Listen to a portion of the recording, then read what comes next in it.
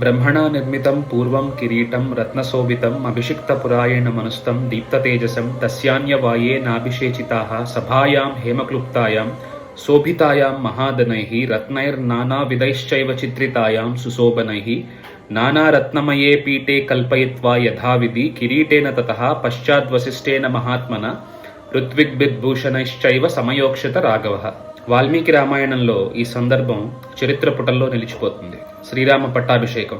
బ్రహ్మదేవుడు పూర్వం నిర్మించిన రత్నాలతో ప్రకాశించే ఆ దివ్య కిరీటం మను గతంలో ధరించి అభిషిక్తుడయ్యాడు. అదే రాజవంశ పరంపరలో శ్రీరాముడికి కూడా మహర్షి వశిష్ఠుడు ఆ కిరీటాన్ని ధరింపజేశాడు.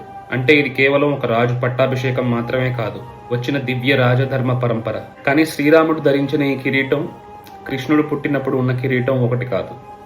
కృష్ణుడు పుట్టిన వెంటనే మహర్హ వైడూర్య కిరీట కుండల త్విసా పరిస్వక్త సహస్ర కుంతలం బాలకం అని వర్ణించారు.